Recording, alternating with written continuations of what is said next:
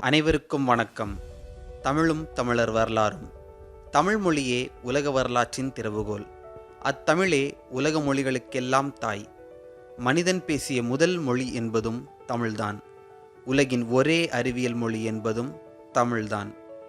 தமிழ் மொழி மறிவித்திருந்து உருவான ஓசைகள்தான் உலக மொழிகள் என்பது. தமிழ் மொழி ஒரு காலப்பெட்டகம் போன்றது. அது தனது மொழியிலேயே உலக வரலாற்றை தக்க வைத்துள்ளது. பொதுவாகவே மற்ற மொழிகளில் இல்லாத ஒரு தனிச்சிறப்பு என்னவென்றால், தமிழில் உள்ள அனைத்து சொற்களும் பொருள் தரக்கூடியவை என்பதுதான். இதை புரிந்து கொள்ள சில சொற்களை காண்போம். முதலாவது நாய் என்ற சொல்லை எடுத்துக்கொள்வோம். நா கூட்டல் ஐ, நாய். நா என்றால் நாக்கை குறிக்கும். ஐ என்றால் வியப்பை குறித்த சொல். நாய் என்றால் அழகான நாக்குடைய விலங்கு என்று பொருள். அதேபோல நா கூட்டல் அம், நாம். நா என்றால் நாக்கை குறித்த சொல் என்று ஏற்கனவே கண்டோம். அம் என்றால் அழகு என்று பொருள்.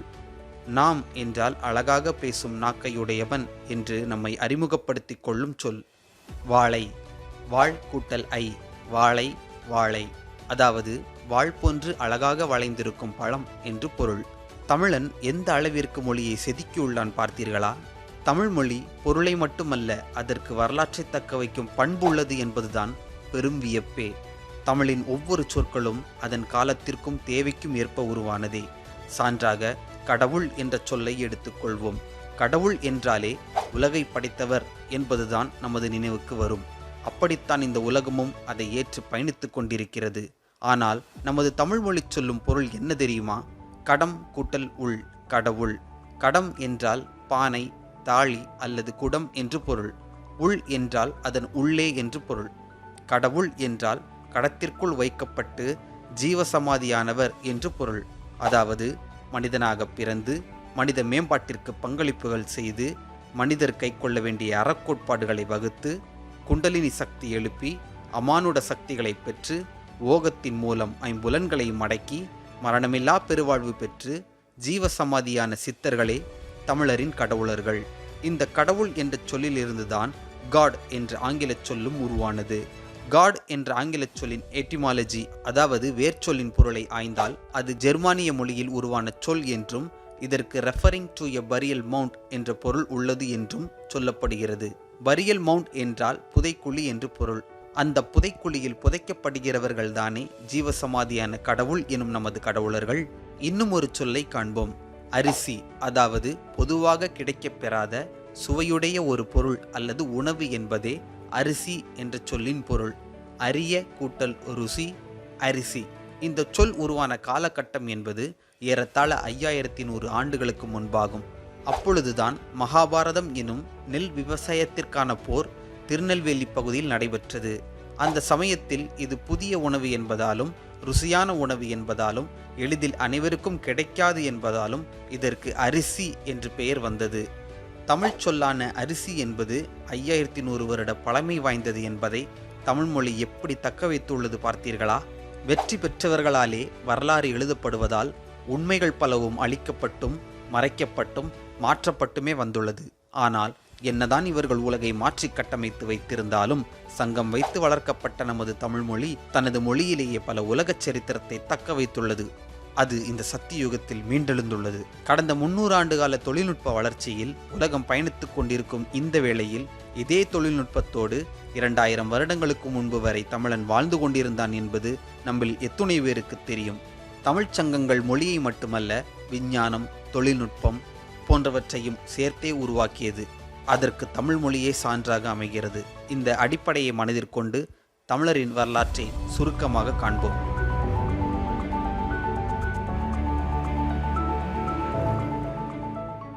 குமரிக்கண்டம். குமரிக்கண்டத்தில்தான் மனிதன் முதலில் தோன்றினான். இன்று அந்த பகுதி கடலுக்கடியில் மூழ்கியுள்ளது என்பதை பலரும் அறிவர். பெருந்திரளான மக்கள் அந்த நீரோலியில் மரித்துவிட்டனர். அதன் பிறகே அந்த கண்டத்திற்கு குமரிக்கண்டம் என்று பெயர் சூட்டப்பட்டது. கும்பலாய் மரித்ததால் கும்பலாய் மரித்த கண்டம் என்ற பொருளில் குமரிக்கண்டம் என்ற சொல் உருவானது. இந்த குமரிக்கண்டம் முழுவதும் பல மலைத்தீவுகளால் சூழ்ந்திருந்தது. குமரிக்கண்ட மலைத்தீவுகளை சுற்றி நாவாய்கள் வலம் வந்ததால் இதற்கு நாவலந்தீவு என்று இன்னொரு பெயரும் உண்டு. அந்த காலத்தில் மனிதன் நாகரிகம் அடைந்திருந்தாலும் குடும்பம் என்ற அமைப்பில் வாழ்ந்து வந்தாலும் அவர்களின் உறைவிடம் மலைகளில் உள்ள குகைகள்தான்.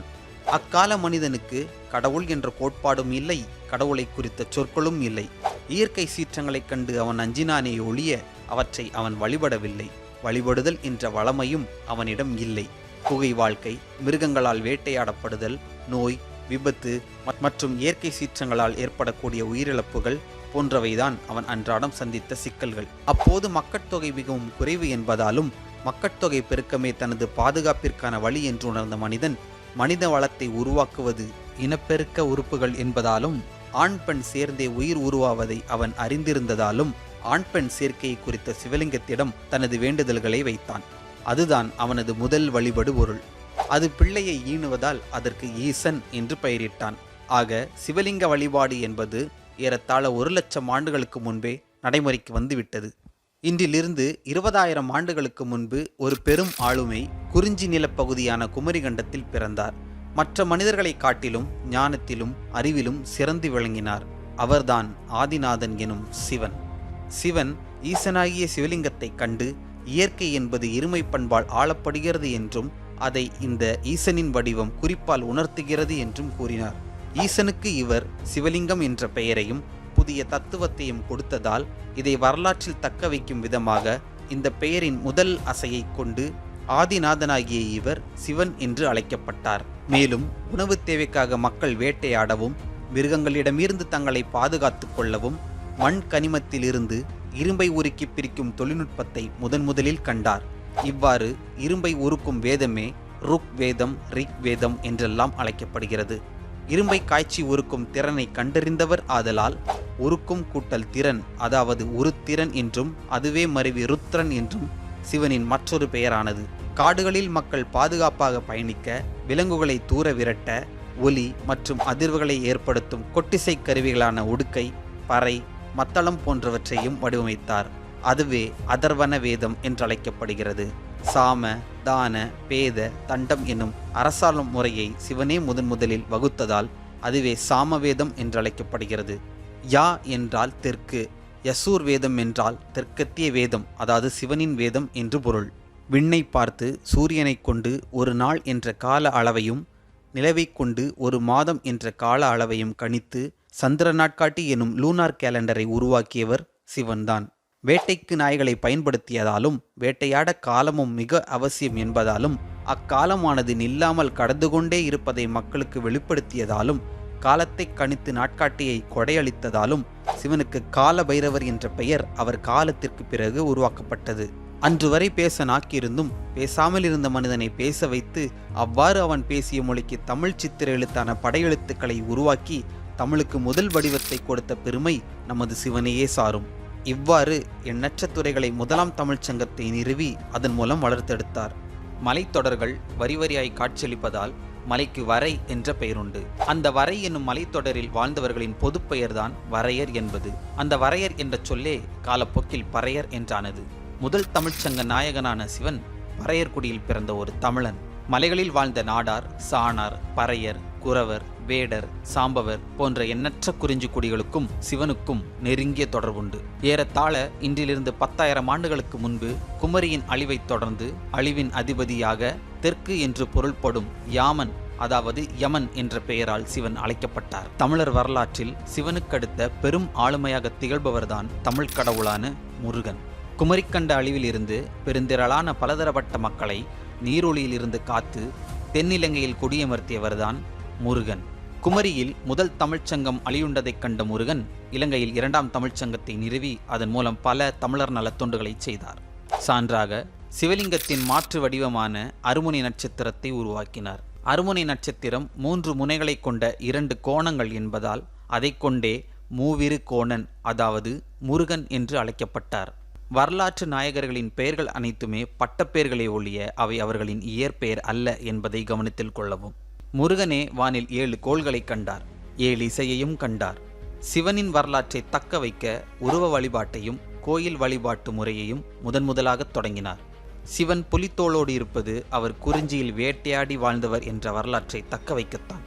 குமரி கண்ட கலைகளை காக்க மக்கட்தொகை பெருக்கத்தை ஊக்குவித்து அதற்கான வழிகளை சொன்னார். அதன் மூலம் கருவளத்திற்கான கடவுளாகவும் அறியப்பட்டார். ஆணின் விந்தணு வடிவில் வேலினை உருவாக்கினார். கரு வளர்ந்து குழந்தையாகும் படிநிலைகளை கண்டறிந்து சொன்னார். அதனால் அவர் காலத்திற்கு பிறகு அவரை சிறு குழந்தையாக, அதாவது சேயோனாகவும் வழிபட்டனர். கர்ப்பிணி பெண்களுக்கு 7ஆம் மாதத்தில் வளைகாப்பு நிகழ்த்தி வளரும் கருவின் நலத்திற்கும் சுக பிரசவத்திற்கும் வழிவகை செய்தார். மக்களின் உணவு தேவையை பூர்த்தி செய்ய விவசாய தொழில்நுட்பத்தை கண்டறிந்து அதற்கான சித்தரியல் நாட்காட்டியையும் வடிவமைத்தார். விவசாய பகுதியில் தொடர்ந்து நிகழ்ந்த கொள்ளை கொலைகளிலிருந்து தற்காத்துக் கொள்ள தற்காப்பு கலைகளை உருவாக்கினார். விவசாயம் வளர்ந்து உணவு பாதுகாப்பு ஏற்பட்டவுடன் கொல்லாமையையும் சைவ உணவு முறையையும் வலியுறுத்தினார். விவசாயத்திற்கு போக்குவரத்து தேவைப்பட்டதால் உருளை சக்கரங்கள் பொருத்திய வண்டியை கண்டறிந்த முருகனே முதல் பாண்டியரானார். சிவன் தற்செயலாக கண்டறிந்த குண்டலினி யோகத்தை விஞ்ஞான முறையில் ஆய்ந்து அதனை 7 படிநிலைகளாக பகுத்து குண்டலினி எழுப்பும் வித்தையை எளிதாக்கி மக்களுக்கு கற்பித்தார். இன்று சிந்துவெளி எழுத்தாக அறியப்படும் அசை எழுத்து முறையை உருவாக்கியவர் முருகன்தான். மலைக்குன்றுகளில் தங்கி தவம் செய்து கடவுளாகும் வாய்ப்பு பெண்களுக்கு இல்லை என்பதால், அது பெண்களின் நிலையை காலப்போக்கில் ஆழ்த்திவிடும் என்பதாலும், அது சமூக அழிவிற்கு வழிவகுக்கும் என்பதால் 7 பெண் தெய்வங்களை உருவாக்கினார். இவர்களே சப்த கன்னிகள் ஆவர். இவர்களைத்தான் மேலை நாடுகளில் 7 ஆர்க் ஏஞ்சல்ஸ் என்று வழிபடுகின்றனர். இலங்கை கதிர்காமத்தில் குருகுல கல்வியை நிறுவினார். முருகன் மனித வாழ்க்கையை 7 படிநிலைகளாக வகுத்து வண்ணமயமான வாழ்க்கை தத்துவத்தை, அதாவது இன்று மறைக்கப்பட்ட தமிழரின் வாழ்வியல் முறையான ஆசிவகம் என்னும் சமண சமயத்தை தாவித்தார். வானோக்கி, நுண்ணோக்கி, தொலைபேசி, கிராமபோன், ஹார்மோனியம், கண்ணாடி, மித்திரவர்ண சக்தி, வேல், நேரக்காட்டி, மிதிவண்டி, பட்டம், பலூன், வளையல், ஏற்கலப்பை, காவடி, மணி, முருங்கை, வள்ளிக்கிழங்கு, யாழ், கோயில் கோபுரம், திசைக்காட்டி, முத்து, நீராவி இயந்திரம், துப்பாக்கி, தராசு, நாதஸ்வரம், மேளம் போன்ற எண்ணற்ற படைப்புகளையும் பங்களிப்புகளையும் மனித இன மேம்பாட்டிற்காக அருளினார். முருகன் ஐப்பசி மாத அமாவாசையில் முக்தி அடைந்ததால் அவர் தாளியில், அதாவது சட்டியில் வைத்து ஜீவசமாதி செய்யப்பட்டார். இந்த நிகழ்வின் நினைவாகத்தான் நாம் தீபாவளி எனும் தீப ஒளி திருநாளையும் அதற்கடுத்த 6 நாட்கள் கந்த சஷ்டி, அதாவது கந்த சட்டி விரதத்தையும் கடைபிடிக்கின்றோம். முருகன் காலத்தில் காட்டை கொளுத்தி விவசாயம் செய்த காரணத்தால் தான் இலங்கை மலைக்குறவர்களுக்கும் முருகனின் மக்களுக்கும் சூரசம்ஹாரம் என்ற போர் நடந்தது. இப்போரில் முருகன் வென்ற வரலாற்று நினைவு விழாதான் பங்குனி உத்திரம் என்பது. முருகனின் ஜீவசமாதிக்கு பிறகான காலகட்டத்தில் குறவர்களும் சமவெளிக்கு வந்து விவசாயம் செய்ய தொடங்கினர். குறவர்கள் பாண்டியர்களிடம் நட்பு வைத்திருந்தாலும் இவர்களுக்கிடையே ஒரு போட்டி இருந்து கொண்டேதான் இருந்தது.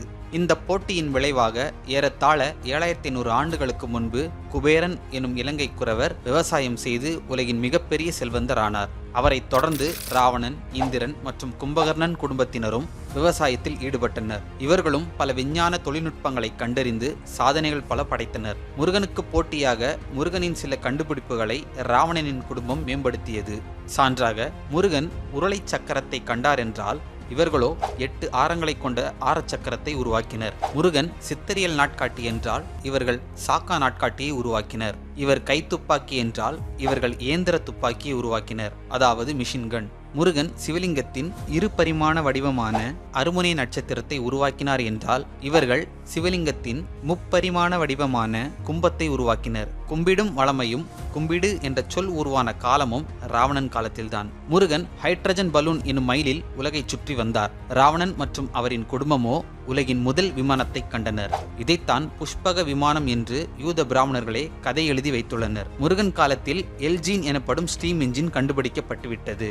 ராவணன் இந்திரன் காலத்தில் ஸ்டீம் இன்ஜின் பொருத்திய புகைவண்டி, டீசல் இன்ஜின், பெட்ரோல் இன்ஜின் என அனைத்து விரைவு வாகனங்களும் கண்டுபிடிக்கப்பட்டது. முருகன் 7 ஸ்வரங்களை கொண்ட யாழிசை கருவியை உருவாக்கினார் என்றால் ராவணனோ 96 ஓசைகளை கொண்ட வீணை எனும் இசைக்கருவியை உருவாக்கினார். முருகன் காலத்தில் லேண்ட்லைன் டெலிபோன், அதாவது 1G இருந்தது. ராவணன் காலத்திலோ வயர்லெஸ் செல்லுலார் டெலிபோன், அதாவது 2G இருந்தது. இப்படி இன்னும் சொல்லிக்கொண்டே போகலாம். இவ்வாறு உலகமே வியக்கும் அளவிற்கு உயர்ந்திருந்த தமிழ்நாட்டையும் இலங்கையும் ஒரே நேரத்தில் ஆண்ட தமிழனான ராவணனையும் அவரது குடும்பத்தையும் அழித்து சீதையாகிய ஊட்டி மற்றும் அதை சுற்றியுள்ள தமிழக நிலப்பரப்பை எப்படியாவது அடைய வேண்டும் என்ற பொறாமை எண்ணத்தில் சூழ்ச்சியின் அடிப்படையில் இராமாயண போரை உண்டாக்கியவன்தான் கசார் பகுதியிலிருந்து வந்த யூத இனத்தைச் சார்ந்த ராமன். உண்மையான ராவணியத்தில் ராவண இந்திர இரட்டையர்கள் கையால் ஜலசமாதி ஆனவர்கள்தான் ராமனும் லட்சுமணனும். பிற்காலத்தில் யூதர்களின் சூழ்ச்சியால் நமது உண்மை வரலாற்றை அழிக்க பொய்யான மற்றும் உண்மைக்கு புறமான கட்டுக்கதைகளை கொண்டு உருவாக்கிய கதைதான் ராமாயணம். இவற்றை வேண்டுமானால் வேறு விளியத்தில் விரிவாக காண்போம். மகாபாரதம் நடந்தது உண்மையில் தென்னிந்தியாவில்தான். இது ஏறத்தாழ 5100 ஆண்டுகளுக்கு முன்பு நடைபெற்றது. இதனை டெல்லிக்கு அருகாமையில் நடந்த நிகழ்வு போல கதை திரித்துள்ளார்கள் இந்த யூத பிராமணர்கள். விவசாயத்திற்காக 101 மலைநாட்டு கௌரவர்களுக்கும், அதாவது இன்றைய கேரள மலை குறவர்களுக்கும், பஞ்சபாண்டவர் எனும் 5 பாண்டியர்களுக்கும் இடையில் நடந்த போர்தான் மகாபாரத போர். காட்டை கொளுத்தி நிலங்களை சீர்படுத்தி விவசாயத்தை மேற்கொண்டனர் பஞ்சபாண்டியர்கள். ஆனால் குறவர்களோ இயற்கையை நேசிப்பவர்கள். அதனால் காட்டை பாண்டியர்கள் தீயிட்டு எரிப்பதை அவர்கள் விரும்பவில்லை. கசார் எனும் காந்தார பகுதியிலிருந்து இன்றைய கேரள பகுதிக்கு வந்த யூத இனத்தைச் சார்ந்த சகுனி யூத ராமனால் அடைய முடியாத சீதை என்னும் தமிழக நிலத்தை அடைய பாண்டியர்களுக்கும் குறவர்களுக்கும் சண்டையை மூட்டிவிட்ட போர்தான் மகாபாரதம். முதலில் நெல் விவசாயம் தொடங்கப்பட்ட இடம்தான் திருநெல்வேலி. மேற்கு தொடர்ச்சி மலைக்கும் திருநெல்வேலிக்கும் இடையில் வாழ்ந்தவர்கள், அதாவது காடுகளில் வாழ்ந்தவர்கள்தான் இடையர்கள் எனப்படும் ஆடு மேய்க்கும் கோனார் மற்றும் மாடு மேய்க்கும் ஆயர் குலம். கிருஷ்ணன் ஆயர் குலத்தைச் சார்ந்த ஒரு தமிழன். நல்ல கருத்துக்களை உடையவன் என்ற பெயரால் கருத்தினன் என்று அழைக்கப்பட்டு அது காலப்போக்கில் கிருஷ்ணன் என்றானது. மாடு விவசாயத்திற்கு தேவை என்பதால் மாடு மேய்க்கும் ஆயர்கள் பஞ்சபாண்டியர் பக்கம் நின்றனர். ஆடு மேய்ப்பதற்கோ காடுகள் தேவை. அதனை பாண்டியர்கள் தீயிட்டு விளைநிலமாக்குவதால் ஆடு மேய்க்கும் கோனார்கள் குறவர் பக்கம் நின்றனர். ஆடுகள் நெற்பயிர்களை நாசம் செய்யாமல் இருக்க வேலிகளை அமைத்ததால் அந்த பகுதிக்கு திருநெல்வேலி என்று பெயர் வந்தது. 100 குறவ மன்னர்களின் படைகளை சமாளித்து வெற்றி பெற 5 பாண்டிய மன்னர்களுக்கு கிருஷ்ணன் எனப்படும் கருத்தினன் கண்டறிந்த தொழில்நுட்பங்கள் பெரும் உதவியாக இருந்தன. கிருஷ்ணன் மட்டுமல்ல, பஞ்சபாண்டியர்களும் பெரும் விஞ்ஞானிகள் தான். இவர்கள் செமிகண்டக்டர் மற்றும் போட்டோ எலக்ட்ரிக் டயோடு போன்றவற்றை கண்டதால் கணினி, 3G செல்லுலார் போன், தொலைக்காட்சி, ட்ரோன் போன்ற தொழில்நுட்பங்களை பயன்படுத்தி போரில் வென்றார்கள். ராவண இந்திர இரட்டையர்களின் காலகட்டத்திலேயே தொடக்க கால விண்கலங்கள், அதாவது ராக்கெட் தொழில்நுட்பங்கள் கண்டுபிடிக்கப்பட்டு விட்டன. ராவணன் மற்றும் இந்திரன் கண்ட அப்போலோ விண்கலங்கள் பூமியை மட்டும் சுற்றி வந்தன. ஆனால் அதற்கு பிறகான மகாபாரத காலகட்டத்தில் கிருஷ்ணன் தலைமையில் அனுப்பப்பட்ட விண்கலமானது நிலவையே சுற்றி வந்தது. அதேபோல மகாபாரத கதையில் சகுனி மற்றும் குறவர்களை உளவு பார்க்கும் அரவான் பாத்திரமாக சித்தரிக்கப்பட்டுள்ளது ட்ரோன் தொழில்நுட்பம்தான். போரில் தோற்ற குறவர்களின் ஒரு பகுதியினர் அகதிகளாக அரபு நாடுகளுக்கு சென்று குடியேறினர். பாண்டியர்களின் வெற்றியை பொறுக்க முடியாத சகுனி பொதிகை மலை அறிவியல் கூடத்திலிருந்து அணுசக்தி இயந்திரத்தை, அதாவது நியூக்ளியர் ரியாக்டரை அங்கிருந்த விஞ்ஞானிகளான சித்தர்களை சித்திரவதை செய்து அதை அணுகுண்டாக மாற்றி கருத்தினரை அழிக்க புறப்பட்டான். விடயமறிந்த கருத்தினன் அர்ச்சுனனை அனுப்பி ஹெலிகாப்டர் மூலமாக அணுகுண்டையும் சகுனியையும் குண்டுக்கட்டாக தூக்கி கடலில் போட்டார். அந்த அணுகுண்டு வெடித்ததில் உருவான இடம்தான் தேரிக்காடு எனும் பாலைவன பகுதி. இந்த தொழில்நுட்பங்கள் அனைத்தும் அன்றைய காலகட்டத்தில் அளவான பயன்பாட்டில் இருந்ததே தவிர அதை அனைத்து மக்களும் பயன்படுத்தவில்லை என்பதையும் கருத்தில் கொள்ள வேண்டும். கிருஷ்ணன் உதவியுடன் சகுனியை வீழ்த்தியதால் பஞ்ச பாண்டியர்கள் இப்போரில் வென்றனர். இதன் பிறகு யூதர்கள் நமது நாட்டிற்குள் நுழைந்துவிடக் கூடாது என்பதற்காக கிருஷ்ணன் தனது இறுதி காலங்களில் வாழ்ந்த இடம்தான் கொல்லம் துறைமுகம் எனும் துவாரகா. தென்னிந்தியாவின் நில அமைப்பும் இன்று கேரளாவில் காணப்படும் 101 மலைநாடுகளும், அங்குள்ள துரியோதனன் கோயில்களும், திருநெல்வேலியில் அமைந்திருக்கும் ஆதிச்சநல்லூர் எனும் மிகப்பெரிய பழமையான இடுகாடும், அந்த இடுகாட்டின் ஆற்றங்கரையில் இருக்கும் பாண்டியராஜன் கோயிலும் மகாபாரதம் தென்னிந்தியாவில் தான் நடந்தது என்பதற்கு மிகப்பெரிய ஆதாரமாக விளங்குகின்றன. விவசாயத்திற்காக நடந்த மகாபாரத வெற்றி விழாவைத்தான் பொங்கல் பண்டிகையாக இன்றும் நாம் கொண்டாடி வருகின்றோம். இந்த வெற்றிக்கு காரணமான ஆயர்குல தலைவனான கிருஷ்ணனை கௌரவிக்கும் விழாதான் மாட்டுப்பொங்கல் என்பது. பொங்கலுக்கு முந்தைய போகி பண்டிகை என்பது காட்டை கொளுத்தி விவசாயத்தை மேற்கொண்ட நிகழ்வை குறிப்பதாகும். பிற்காலத்தில் விவசாய தேவையை கோனார்கள் உணர்ந்ததால் அவர்களை அரவணைத்து நட்பு பாராட்டிய நிகழ்வுதான் காணும் பொங்கல் என்பது. அதனால்தான் தமிழ்நாட்டில் இன்னும் பல கிராமங்களில் காணும் பொங்கலை கரிநாள் என்று அழைக்கின்றனர். பொங்கல் பெருவிழாவில் கறி சமைத்து சாப்பிடும் ஒரே நாள் கரிநாள் எனப்படும் காணும் பொங்கல் தான். தமிழரின் ஒவ்வொரு பண்டிகைக்கு பின்னணியிலும் ஒரு மிகப்பெரிய வரலாறே பொதிந்துள்ளது. பண்டிகை என்ற சொல் கூட பாண்டியர்களின் வெற்றிக்கு பிறகு உருவாகி இருக்கலாம். திரு எனும் முருகன் அருளிய வாழ்க்கை தத்துவங்களை மேம்படுத்தி காலத்திற்கேற்ப பல தத்துவங்களை அதனுடன் இணைத்து திருக்குறள் என்று இன்று அழைக்கப்படும் திருக்குறளை, அதாவது முருகன் கூறியதை அளித்தவர் திருவள்ளுவர் எனும் திருவல்லவராகிய கிருஷ்ணன் தான். அதனால்தான் திருவள்ளுவர் தினம் பொங்கல் பண்டிகை தினத்தில் வருவது போல அதன் உண்மை வரலாற்றை தங்களின் சந்ததிகளுக்கு மட்டும் புரியும் வகையில் குறித்து கடத்தி வருகின்றனர் இந்த யூத பிராமணர்கள். திருவள்ளுவர் காலம் 31 என்று இன்று இவர்கள் கூறுவதும் கூட உண்மையில் அது கிமு 3100, அதாவது 5100 ஆண்டுகளுக்கு முந்தைய கிருஷ்ணனின் காலத்தை குறிக்கத்தான். தொல்காப்பியம் எனும் கலைக்களஞ்சியத்தை அளித்ததும் கருத்தினன் தான். 5100 வருட பழமை வாய்ந்த தொல்காப்பியத்தில் தற்போது கூறப்படும் பரிணாம வளர்ச்சி கோட்பாடும் மிக நேர்த்தியாக உள்ளது. அப்பொழுதே தமிழன் விண்ணியலிலும் சிறந்து விளங்கினான் என்பதற்கு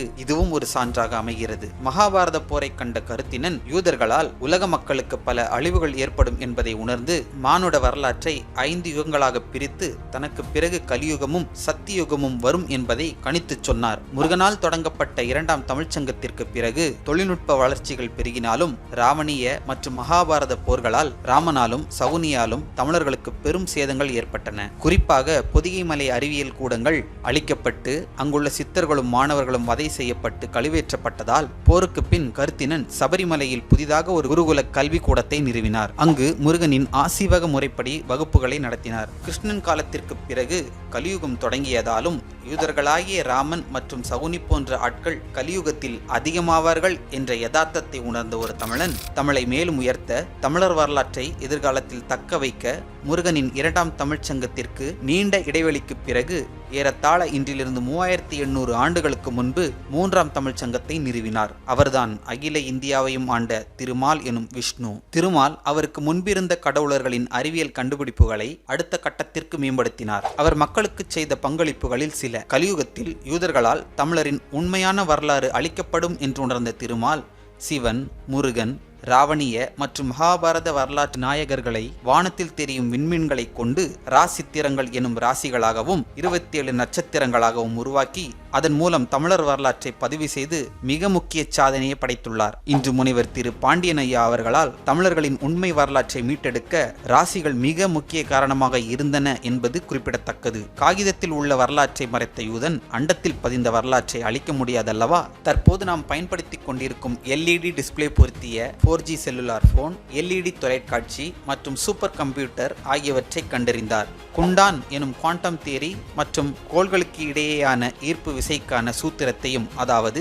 கிராவிடேஷனல் ஃபோர்ஸ் ஈக்குவேஷனையும் கண்டறிந்தார். அதை கொண்டு சூரியனுக்கும் பூமிக்குமான சராசரி தூரம் தோராயமாக சூரியனின் விட்டத்தை போல 108 மடங்கு என்றும், நிலவுக்கும் பூமிக்குமான சராசரி தூரம் தோராயமாக நிலவின் விட்டத்தை போல 108 மடங்கு என்றும் கணித்துச் சொன்னார். Gravitational force equation, calculus, differential equation போன்றவற்றை கண்டறிந்ததால் தான் நிலவிற்கு ஆளில்லா ராக்கெட் எனும் விண்கலத்தை அவரால் அனுப்ப முடிந்தது.